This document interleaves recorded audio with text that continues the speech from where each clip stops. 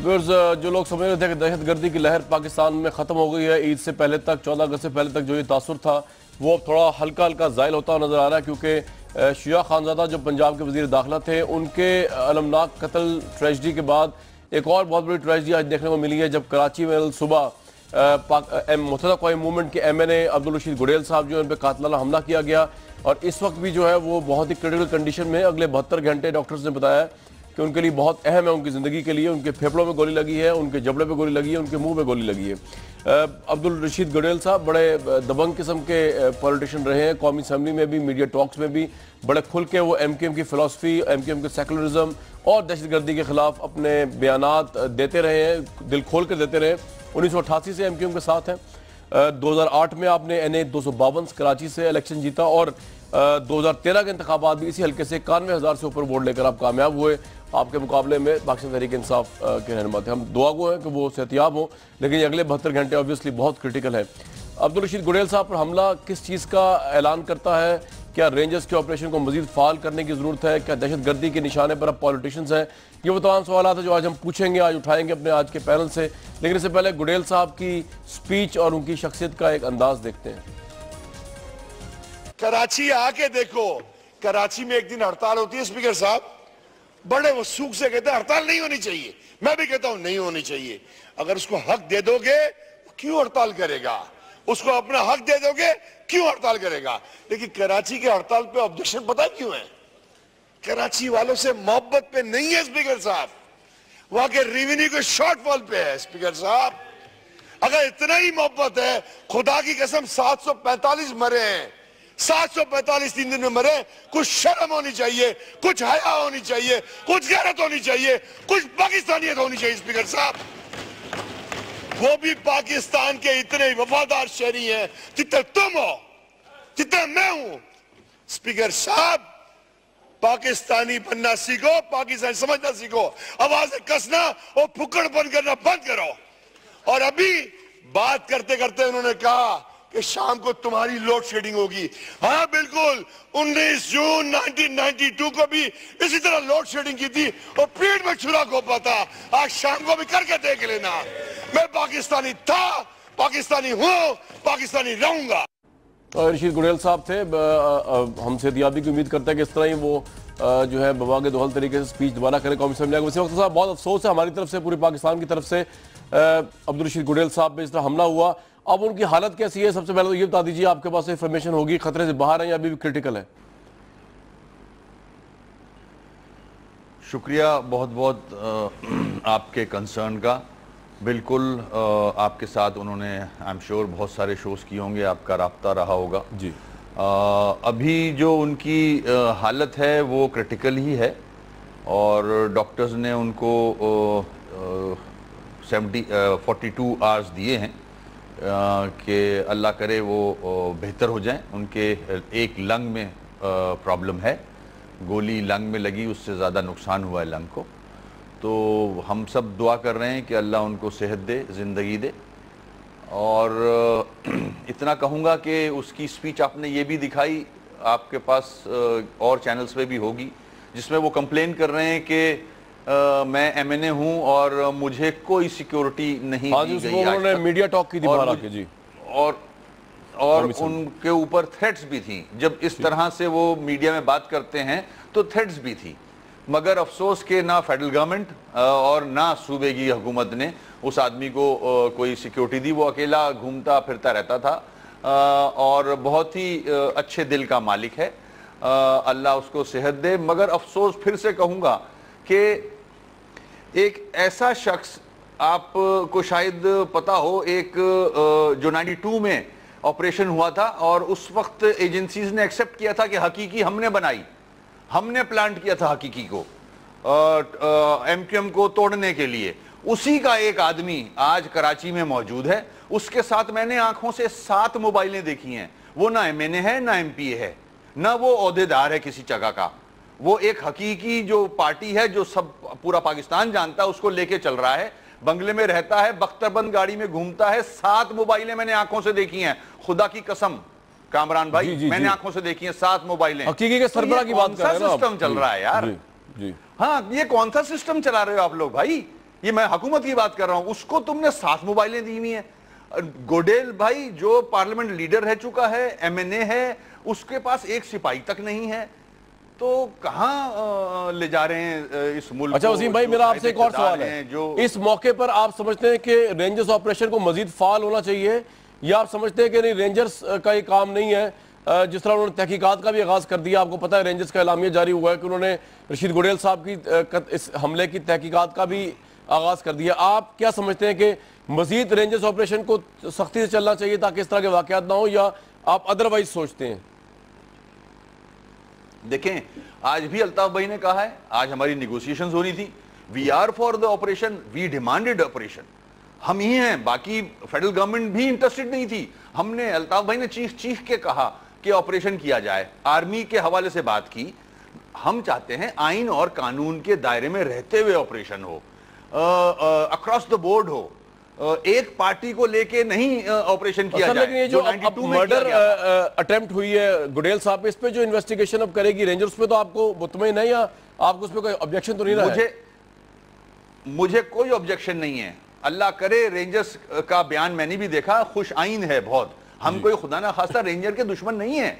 हम चाहते हैं कि इस कराची शहर में अमन कायम करें वो लोग, मगर सबको एक ही लकड़ी से हाकें। बिल्कुल ठीक है। एमक्यूएम को अगर आइसोलेट करेंगे तो वो गलत उसके असरात होंगे। बिल्कुल ठीक है। हसन निसार साहब, बहुत वार्म वेलकम। ये आज का बड़ा अनजानी सा वाक़या हो गया, एक मिस हैपनिंग हो गई। मैं आप जानना ही चाहूंगा कि रशीद गुडेल साहब पे अटैक हुआ है, अब ये दूसरा अटैक है शुजा खानजादा पे अटैक के बाद, जो पंजाब के वजीर दाखिला थे। आपको लगता है सर ये दहशतगर्दी जो है अब उसके अंदर अब सियासतदान निशाने पर है या ये मामला इंडिविजुअल है? नहीं, डेफिनेटली जी, वो हाई वैल्यू टारगेट्स वो पिक कर रहे हैं, डेफिनेटली। अच्छा, तो आपको लगता है अब सियासतदान हाई प्रोफाइल लोग हैं? जी जी जी, पार्डन मी, मैं जुमला नहीं सुना आपका। मैं कह रहा हूँ सर, अब लेकिन आपको लगता है अब हाई प्रोफाइल अब पॉलिटिशियंस की तरफ चले गए हैं दहशतगर्द, आपको यही लग रहा है ना?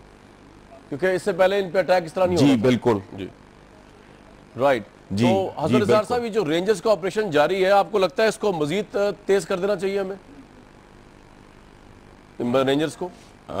देखें, जो वो प्रोफेशनल्स हैं और मौके पे वो मौजूद हैं, मेरा ख्याल है कि उनको मशवरा देना या उस पर तबसरा करना बनता नहीं है।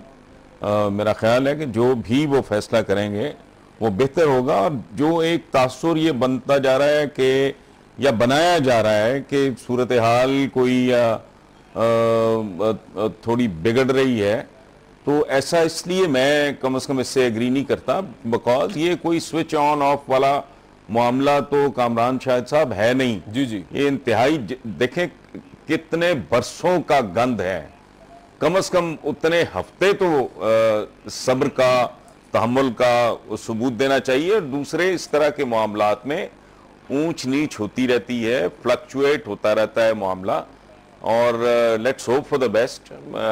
मैं तो यही तवक्को करता हूं कि रेंजर्स अल्टीमेटली इसको इंशाल्लाह कामयाबी से हैंडल करने में कामयाब हो जाएंगे, क्योंकि नाकामी मेरा ख्याल है कि अफोर्ड हो नहीं सकती।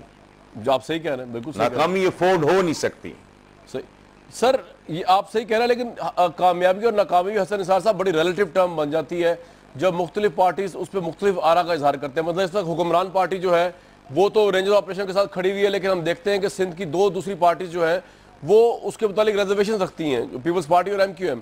तो हमने किस तरह इनको, तमाम पॉलिटिकल पार्टीज को पीछे लेकर आए इस रेंजर्स ऑपरेशन में, ताकि जो राय आमा है वो भी डिवाइड ना हो? हसन निसार साहब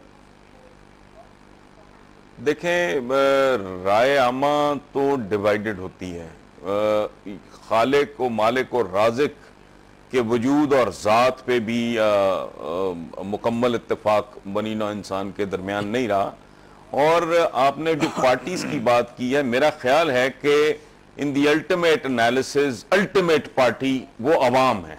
ठीक है, मेरे पास इत्तेफाक से चंद लोग कराची से आए हुए थे, वो उनकी गुफ्तगू, मैं तो चूंकि कराची से वाकिफ नहीं हूँ, वहाँ रहता नहीं हूँ, और जाऊँ भी तो बहुत ही एक आध दिन के लिए, सो मैं कराची नहीं जानता, लेकिन कराची के रहने वाले चंद लोग चंद रोज पहले मुझे बता रहे थे कि सूरत हाल बहुत बेहतर है पहले की निस्बत।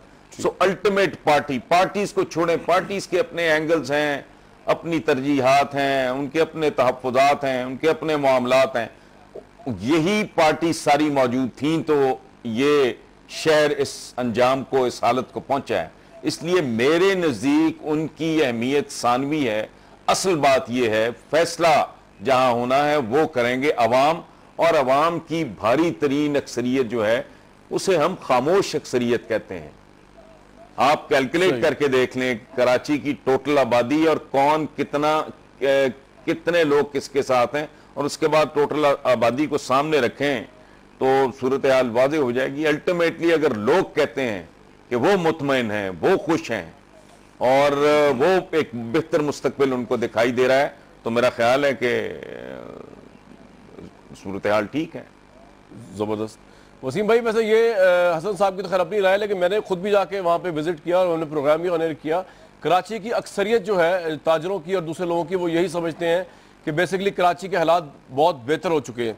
ये वाकया ऑब्वियसली हुआ है, बड़ा अफसोसनाक वाकया है, ये टारगेट वाकया है जो किया गया गुडेल साहब को लेकर। इसलिए मैंने आपको भी मदऊ किया स्पेशली कि आप थोड़ा अपनी इस पर भी राय का इजहार करें, क्योंकि आप MQM को रिप्रेजेंट कर रहे हैं। वसीम भाई, आप ओवरऑल खुश हैं रेंजर्स ऑपरेशन से? बड़ा अच्छा जुमला बोला हसन निसार साहब ने कि इतने बरसों का गंद है तो वो कुछ हफ्तों में तो नहीं खत्म होगा, उसको टाइम तो लगेगा। आप भी उम्मीद रखते हैं वसीम साहब? कामरान, मैं फिर से वही बात दोहराऊं कि अल्ताफ भाई ही वाहिद लीडर थे जिन्होंने कहा कि कराची में फौजी ऑपरेशन होना चाहिए। उनने तो और आगे बढ़ के कहा कि मार्शल लॉ लगा दो यहाँ। तो हम खुद तंग आए हुए थे इस कराची में जो हालात थे, तो मैं तो खुद चाह रहा था कि इस तरह से ऑपरेशन हो कि क्रिमिनल एलिमेंट यहाँ से सफाया हो उसका। अब ये कह देना बहुत आसान है। आपने मुझसे सवाल किया कि आप मुतमईन हो, मैं तो बिल्कुल कहूंगा कि मैं मुतमईन नहीं हूं। क्यों? बिल्कुल ये भी कहूंगा कि हाँ बेहतरी, सुने कामरान भाई, मैं ये कहूंगा कि बेहतरी आई है।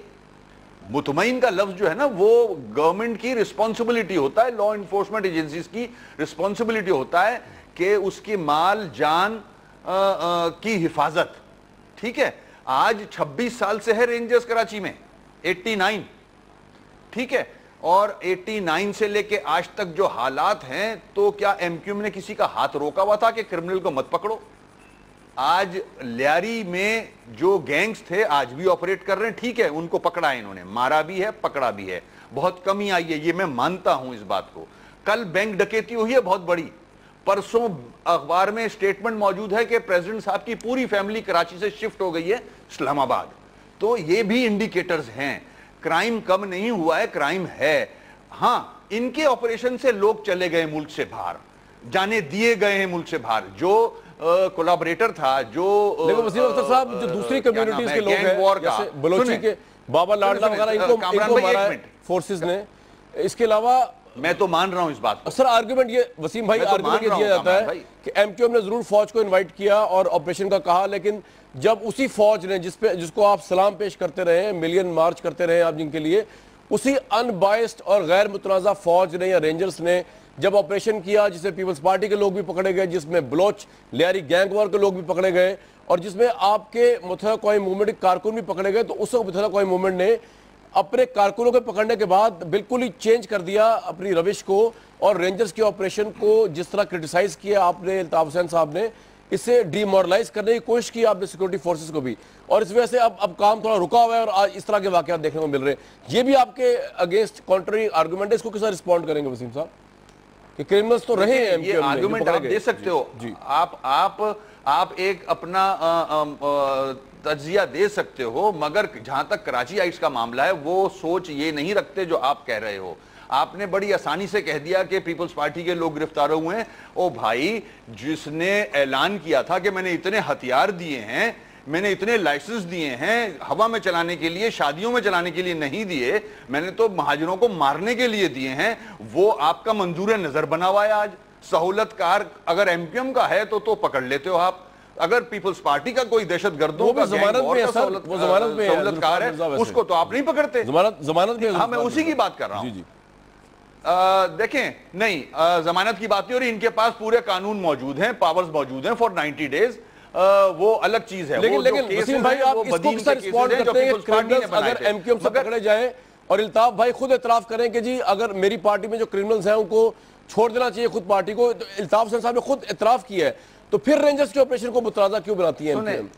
जी कामरान भाई, हम कह रहे हैं कि मॉनिटरिंग कमेटी बन जाए, एक जुडिशियल कमीशन बन जाए मेरे एक्स्ट्रा जुडिशियल किलिंग के ऊपर, और जो मेरे मिसिंग हैं वो कोर्ट में पेश कर दी जाए। मैं तो कोई भी डिमांड गैर आईनी, गैर कानूनी कर ही नहीं रहा। जी, मैं तो आइन में रहते हुए, कानून में रहते हुए डिमांड कर रहा हूं। मैं नहीं चाहता कि मेरा आदमी मिसिंग हो जाए, और मैं नहीं चाहता कि एक्स्ट्रा जुडिशियली किल कर दिया जाए मेरे वर्कर को। अगर उसने कोई गुनाह किया है, बिल्कुल पकड़े उसको, कानून के मुताबिक सजा दें।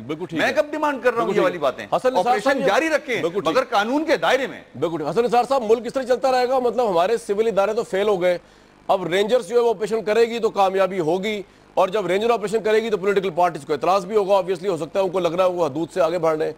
तो सर ये मुल्क किस तरह चलता रहेगा, ये डेमोक्रेसी? मेरा ख्याल है कि इसमें एक एलिमेंट है कंफ्यूजन।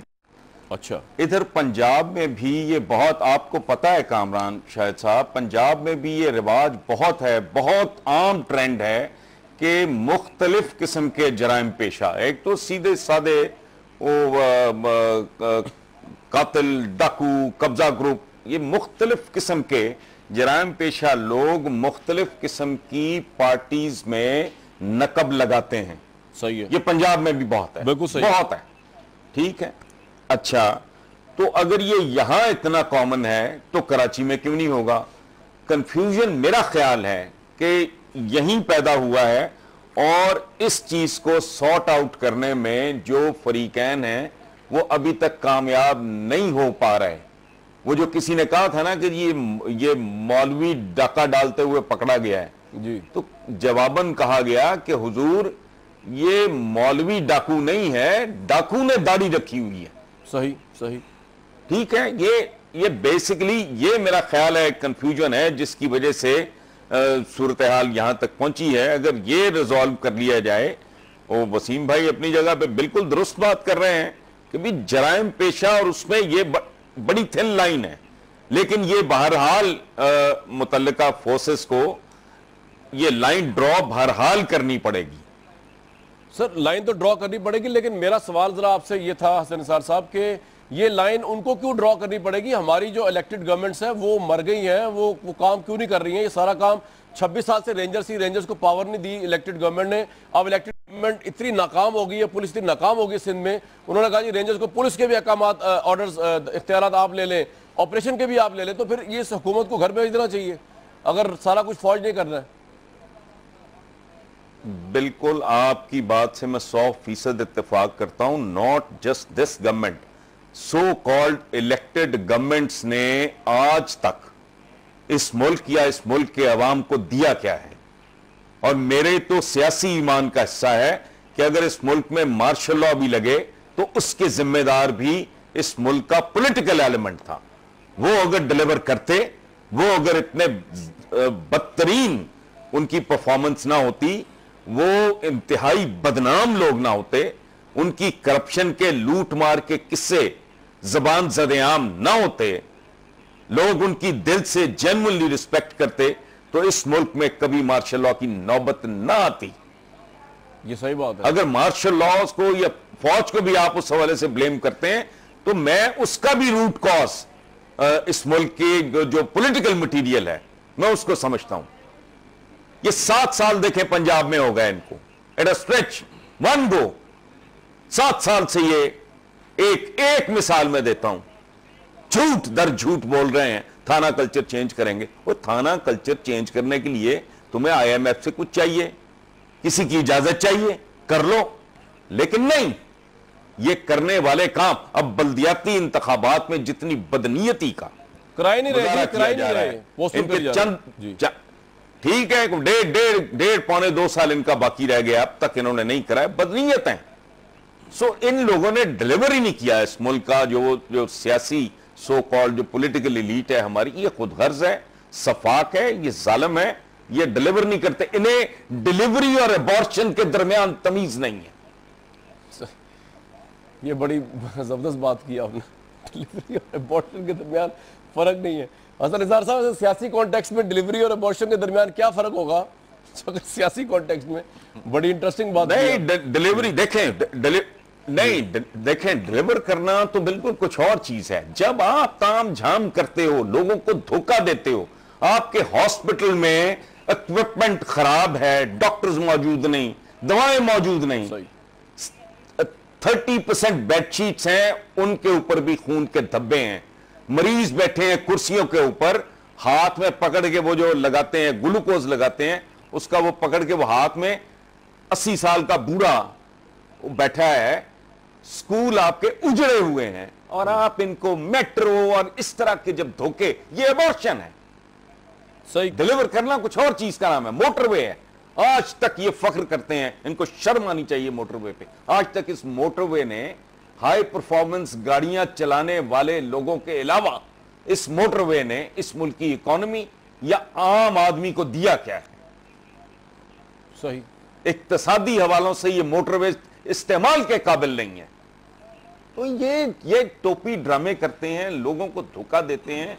ये सिर्फ वोट बैंक के मारे हुए लोग हैं, they don't really mean anything. Right, मुझे आपसे डिलीवर जेन्युइनली करते तो ये सर इसी पे एक और बात कर रही है यहां होता कि 14 अगस्त को जिस तरह पाकिस्तानी मनाते हैं वो उस तरह मनाने का उनको हक है। लेकिन एक मिनट मुझे दीजिएगा, डॉक्टर अंजुम रिजवी हमारे साथ मौजूद है, तर्जुमान है लियाकत नेशनल हॉस्पिटल के, जहां पर अब्दुल रशीद गुडेल साहब इस वक्त जेर इलाज है। डॉक्टर साहब अस्सलाम वालेकुम, कामरान शाहिद बात कर रहा हूं, आपको मेरी आवाज आ रही है? जी वालेकुम अस्सलाम कामरान साहब। डॉक्टर साहब ये बता दीजिए, बिल्कुल जनाब, बहुत शुक्रिया, बता दीजिए कि उनकी सिचुएशन कैसी है इस वक्त गुडेल साहब की? अब्दुल रशीद गुडेल साहब इस वक्त लियाकत नेशनल हॉस्पिटल के सर्जिकल आईसीयू में हैं और बदस्तूर उनकी हालत तशवीशनाक है। अगले 72 घंटे बहुत ज़रूरी हैं उनके लिए, क्योंकि वो क्रिटिकल कंडीशन में हैं। Next 72 hours are extremely critical for him. ताहम स्टेबल हैं। व्हेन वी से स्टेबल, इसका ये मतलब नहीं है कि मतलब खतरे से बाहर आ गए, लेकिन मजीद डिटेरिएशन नहीं हो रही है। डॉक्टर्स जो हैं उनको स्टेबल उस पर रखे हुए हैं और कोशिश ये कर रहे हैं कि वो खतरे से बाहर आ जाए। डॉक्टर साहब, ये जब आप कहते हैं कि आईसीयू शिफ्ट कर दिया गया या वेंटिलेटर के ऊपर, वेंटिलेटर से मुराद ये आती है कि जब डॉक्टर्स फेल हो जाए और आखिरी सिचुएशन में आप मशीनों के जरिए लोगों को जो है वो पंप करते हैं या उसकी जिंदगी बहाल रखते हैं, क्या ये वो सिचुएशन है या वेंटिलेटर किसी और वजह से लिया हुआ है? नहीं कामरान साहब, एक मिसकंसेप्शन है यहाँ पे वेंटिलेटर के लिए डॉक्टर्स का। देखिए, जब वो दोपहर को हमारे इमरजेंसी में लाए गए थे, फेटल बुलेट वुंड्स थे, तो किसी भी कंडीशन में जब कोई सीवियर हादसा होता है या वुंड्स होते हैं तो मरीज को ऑक्सीजन फराहम की जाती है और उसको वेंटिलेटर पर रखा जाता है। वेंटिलेटर का मतलब ये नहीं होता कि खुदा ना खास्ता मरीज जा रहा है। उनके जो फेफड़ों में आपने बताया गोली लगी है, वो डेंजरस चीज है? वो बहुत फेटल इंजरी है, क्योंकि उनके दाएं फेफड़े के ऊपर गोली लगी है और उसने उनके लंग को बिल्कुल यानी बर्स्ट कर दिया है। तो वो एक लंग पे है फिलहाल, दूसरा लंग काम नहीं कर रहा है और वहां पे जो वूंड है डॉक्टर्स उसको इन्फेक्शन से कंट्रोल अभी भी कर रहे हैं। चलें, हम आप राब्ता रहेगा 72 घंटे, आपने कहा इंतहाई क्रिटिकल है। डॉक्टर साहब से राब्ता रहेगा, बहुत शुक्रिया। मैं ब्रेक पे जाऊंगा, ब्रेक वापस आऊंगा। तो हसन निसार साहब, आपके लिए तो सवाल मेरा यही है कि 14 अगस्त में जो इतनी खुशियां मनाते हैं, क्या इस कौम को हक भी हासिल है जिसका दुनिया में कोई कंट्रीब्यूशन नहीं है साइंसेज के अंदर, ह्यूमैनिटीज के अंदर? जरूर और वापस आएंगे तो वसीम साहब आपसे जरूर पूछूंगा कि इस्तीफे वापस लेने के लिए जो आपने डिमांड्स रखी हैं या जो आपके कंसर्न्स है वो इलेक्टेड गवर्नमेंट के हाथ में तो इसलिए नहीं है क्योंकि रेंजर्स का ऑपरेशन जारी है, फिर आप ये मुतालबात क्यों समझ रहे हैं कि मौलाना फजल रहमान जो है वो जादू की छड़ी से उसको हल कर देंगे? वापस आते हैं जी क्विक ब्रेक के बाद। Very warm welcome back. Wasim Akhtar साहब, जो लोग सवाल उठाते हैं सियासतदानों के हवाले से वो तो मैं आप उठाऊंगा, लेकिन सबसे पहले बता दीजिए जो मुज़ाकरात आप कर रहे हैं मौलाना फजल रहमान के साथ, मैंने वो आपका 19 पॉइंट्स का एलामिया पढ़ा था, जो कंडीशंस आपने लगाई थी कि जी इस पर बात हो सकती है, उसमें सर कोई भी चीज़ सियासतदानों के हाथ में तो नहीं है। आपका ये इशू है कि जो आपके बकौल रेंजर्स ऑपरेशन जानिबदाराना तरीके से हो रहा है, रेंजर समझती है गैर जानिबदाराना तरीके से हो रहा है, और कोई माई का लाल नहीं पाकिस्तान में जो ये कन्विंस कर सके कि गैर जानिबदाराना तरीके से नहीं हो रहा। ये आप कह रहे हैं जी इल्ताफ हुसैन साहब की स्पीच पे किस तरह पे एतराज़ उठाए जाएँ? ना किसी सियासी गवर्नमेंट ने एतराज़ लगाया, ना वो एतराज़ उठाने के को उनके पास पावर है। तो ये आप मौलाना फजल रहमान किस तरह आपके तहफ़्फ़ुज़ात दूर करेंगे जो बहुत बड़ी डोमेन के अंदर स्टेप इन करते हैं? वसीम साहब। देखिए, आपने शवाहिद की बात की, कामरान, बिल्कुल शवाहिद मैं आपके चैनल के पे बैठ के कह रहा हूँ, शवाहिद हमारे पास मौजूद हैं।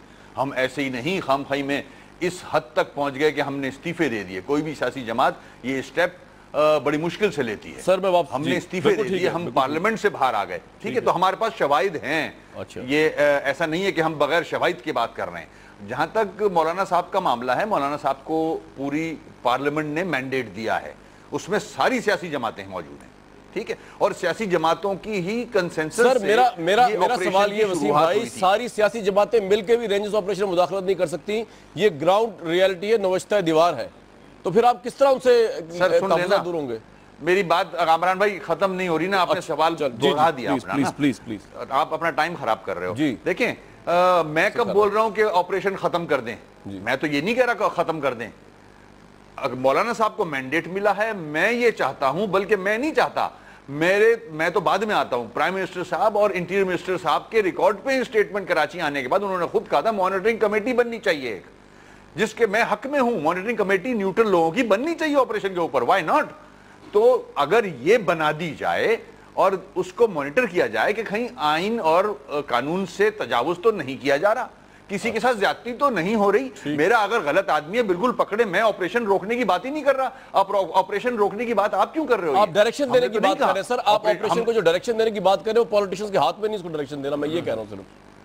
बाकी आप देखिए, अगर फिर पॉलिटिशियन के अगर हाथ में नहीं है तो फिर मुझे अफसोस से कहना पड़ता है ये फिर अपने घर जाएं।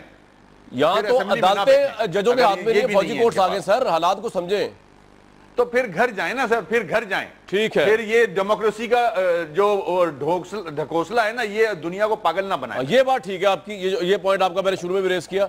हसन निसार साहब, जिस मुल्क में अदालतें जो है वो फारिग हो जाए और फौजी अदालतें जो आ जाएं, और आपको लगता है कि ग्राउंड रियलिटी में पॉलिटिशियंस इस इतनी इस्ताद रखते हैं कि वो रेंजर्स को डायरेक्शन दें किसी भी लिहाज से? जो ऑपरेशन जारी है कराची में बड़ा जबरदस्त बहुत से लोगों के नजदीक। नहीं, ऑब्वियसली इसका जवाब तो आप भी जानते हैं, मैं भी जानता हूँ, वसीम साहब भी जानते हैं, लेकिन वो जो बात वो कर रहे हैं कि अगर इस तरह की कमेटी, मेरी समझ से बाहर है ये बात कि उसमें क्या मजायका है, उसमें क्या बुराई है, तो बड़ा जेन्युइन मुतालबा है।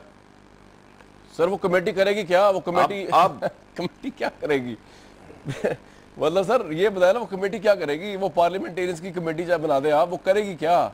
उसके पास क्या पावर्स होंगी? नहीं, पार्लियामेंटेरियन की नहीं है सर, पार्लियामेंटरियन की नहीं है वो कमेटी। आई एम सॉरी, मैं डिस्टर्ब कर रहा हूं, पार्लियामेंटेरियन की नहीं, न्यूट्रल लोग आ जाएं, न्यूट्रल लोग, हसन निसार साहब जैसे लोग आ जाएं, हसन निसार साहब को मरवाएंगे आप, ठीक है जी। हसन निसार साहब, कमेटी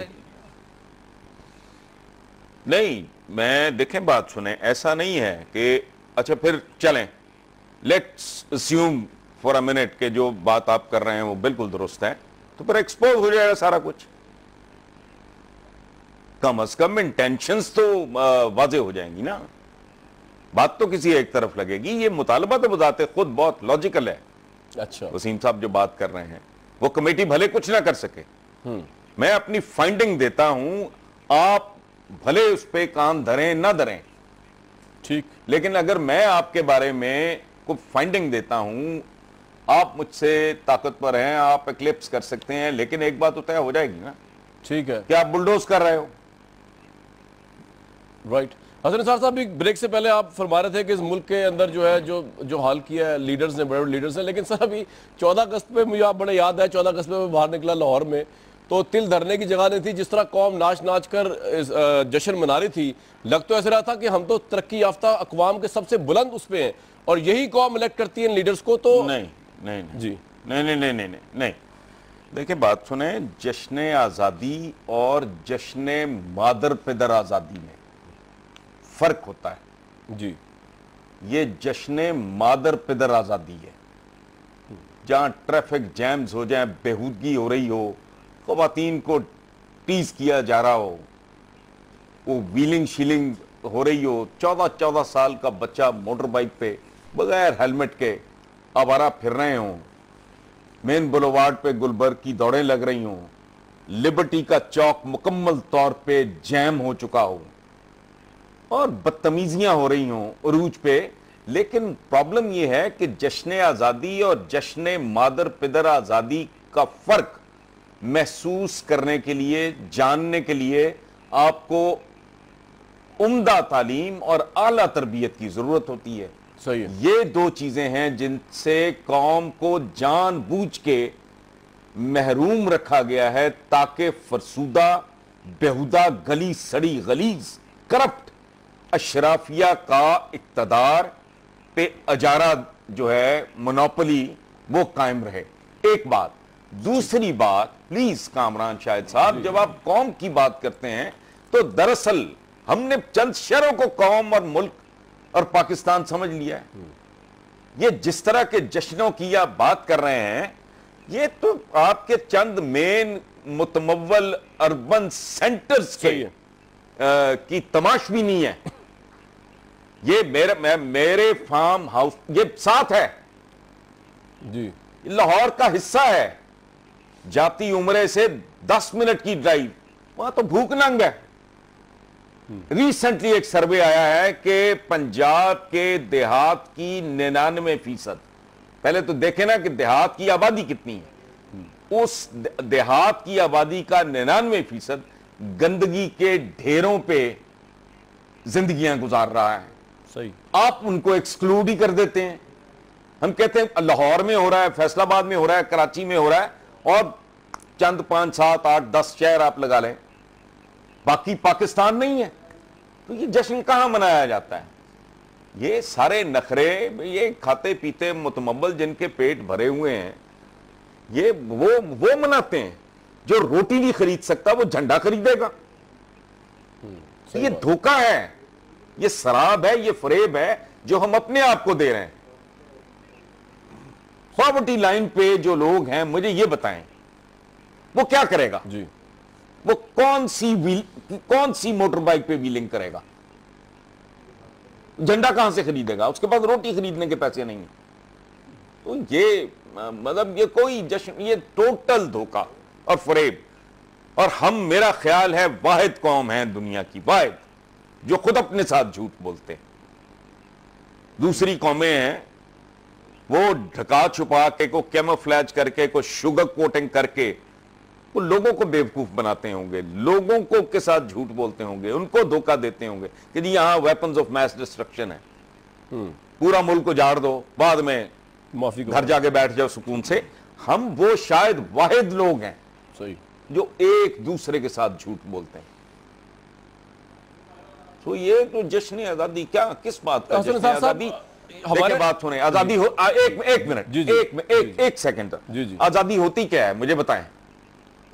भूख से आजादी, जहालत से आजादी, सही है, बेइज्जती से आजादी, करप्शन से आजादी, चित्र खाने से आजादी, करप्शन से आजादी। यहां आप आम कॉमन मैन बेचारा, वो थानेदार का, पटवार का, सर मिलावट से आजादी हर रोज बाजारों में है हमारे। बिल्कुल नहीं, हाँ, मैं वही अर्ज कर रहा हूं, लंबी लिस्ट है जी। आप अंदाजा लगाएं, ये कौम आजाद। देखें आपकी जबान क्या है, फिदवी, अल-अर्ज़े, गुजारिश ये है, अर्ज ये है, ये तो डिक्शन है आपका भाई। कभी जाएं साइलों की दरखास्तें पढ़ के देखें, वो आजाद कौम के किसी बंदे की दरखास्त इस तरह की होती है, अल-अर्ज़े, फिदवी, आपका वफादार, आपका ताबेदार। यही आपकी पॉलिटिकल पार्टीज का कल्चर है, यही आपकी इंतजामिया का कल्चर है। तो ये आजादी उरूदी, ये भूख के गुलाम, जहालत के गुलाम, खुशामद के गुलाम, आजादी मेरा तो थीसिस है बहुत पुराना जी कि 14 अगस्त आजादी का नहीं, आजादी के अगवा का दिन है। अच्छा, उस दिन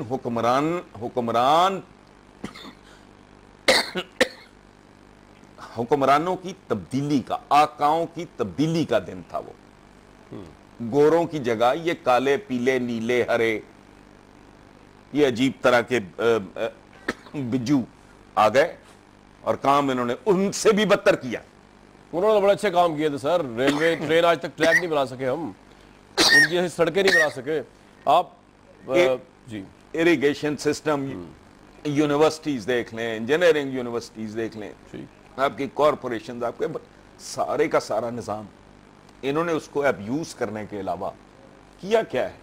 ठीक, और ये हैं कौन? बिल्कुल ठीक। तो आजादी पता नहीं क्या, किस चीज को आजादी कहते हैं, मुझे तो आज तक मैं वसीम अख्तर साहब एक पॉलिटिशियन, सेलिब्रेट किस चीज को? बिल्कुल ठीक है वसीम अख्तर साहब, हम पॉलिटिशियंस की वो लॉट पैदा नहीं कर सके जो सही मायनों में, जिस तरह मैं एग्री करता हूँ 100% हसन निसार साहब से, जो वाकईतन आज़ाद हो और जहालत से आज़ाद हो, करप्शन से आज़ाद, 2 नंबरी से आज़ाद हो। आप भी एक पॉलिटिशियन है, what's your take on it Wasim साहब? I totally agree with Hasan Nisar साहब, जो इन्होंने बातें की हैं, ज़ाहिर है ये बिल्कुल मेरे जहन में भी यही चीज़ है। झंडों की बात की, झंडे हमने भी देखे, आपने लाहौर में देखे होंगे, हमने कराची में देखे। गरीब लोग सड़क के किनारे बैठ के बच्चों के साथ, अपनी बीवी के साथ, बूढ़ा बुजुर्ग के साथ झंडे बेचने आ जाते हैं 14 अगस्त। और अमीर के बच्चे अमीर गाड़ियों में आता है, पराडों में और बड़ी गाड़ियों में, वो खरीद के अपने घर पे लगा देता है, क्योंकि बेनिफिशियरी वही है, सिर्फ वो उस 14 अगस्त को दिखाने के लिए लगाता है सिर्फ। अगर पॉलिटिशियंस की बात कर लें, आप मुझसे बेहतर जानते हो, जितने पॉलिटिशियन जब सियासत में आए थे कितने पैसे थे, आज वो कितने बड़े हो गए हैं। तो ये कहां से आया? क्या उनके खेत में, क्या उनके जो जहां अनाज उगता है, जमीनें हैं, वहां सोना उगता है क्या? ये गवर्नमेंट से ही पैसे खाए हैं ना इन्होंने, वसीम भाई, गवर्नमेंट से लूट। मैं आपको एक बड़ा मजे की बात बताऊं, और उससे पहले कि मैं ब्रेक में जाऊं, और हसन निसार साहब को, कि अभी पिछले दिनों 14 अगस्त पे एक रेडी वाला रो रहा था बेचारा, उसको बताया कि जी एक सिपाही आया था, वो SHO को चाहिए थे कि 50-60 झंडे, तो वो उठा के ले गया उसके लिए, और ऑब्वियसली पेमेंट तो हर कर ही नहीं सकते। तो जिस मुल्क में रूल ऑफ लॉ का ये हाल हो, तो वो मुल्क जश्न आज़ादी जो है वो बड़ी अच्छी बात है, मनानी चाहिए। इसी पे मैं लूँगा ब्रेक, और जब ब्रेक से वापस आएंगे व्यूअर्स हसन निसार साहब और वसीम साहब से ये इंटरेस्टिंग गुफ्तगू जारी है।